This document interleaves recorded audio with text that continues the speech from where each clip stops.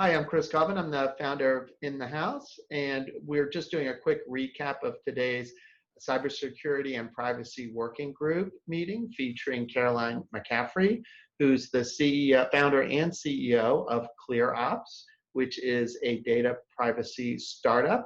I'm here with my co-host, David Heckler. David, let's just go through a quick recap of what we learned today with Caroline's help. Thanks, Chris. Caroline, thanks for joining us. On July 16th, the Court of Justice of the European Union invalidated the Privacy Shield in the what's known as the Schrems II decision. So companies are wondering what they need to do right now. Should they withdraw from the treaty and feel like that's a way to protect themselves? My advice is that you do not withdraw from the Privacy Shield at this time for a couple of reasons. One is you're still going to be subject to the Privacy Shield for any data transfers prior to July 16th. And two, if you withdraw, you have to answer a questionnaire that then goes to the FTC, and that puts you under scrutiny with the FTC. You're already under heightened scrutiny with EU customers, so I do not believe that you need to be under heightened scrutiny with the FTC at this point. Stay under the guidance of the principles until we figure out what's going to happen.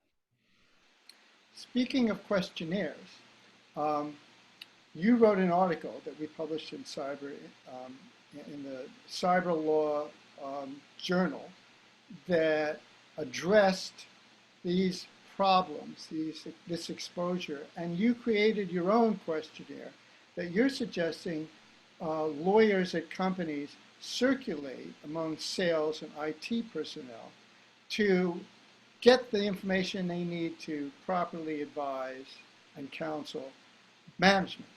Why did you do that, and what is the questionnaire actually supposed to accomplish? I did it because after talking to many customers asking me about what they should do, I started to build out a process that I was leading them down, and then I just started writing it out as questions that I thought would be helpful to all sorts of businesses.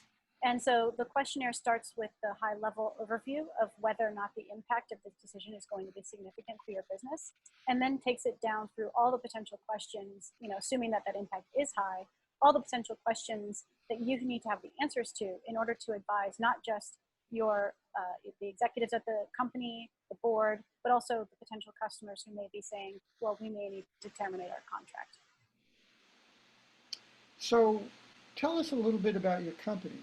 You were a general counsel for two companies before you decided to make this leap into the uncertain world of startups.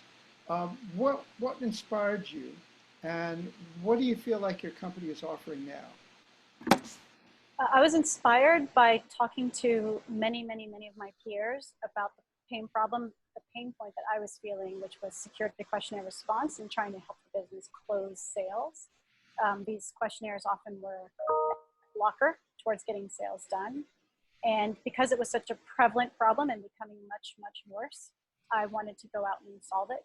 Being a problem solver as a lawyer, it was definitely my passion, and I had de-risked the idea of actually starting a company and knowing that there was a market. So what we focus on is two things. It's really just the third-party risk space.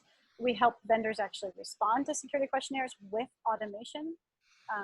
And then we also help do the vendor management component. So both sides of that coin is the way I like to talk about it. And the response to the questionnaires is automated.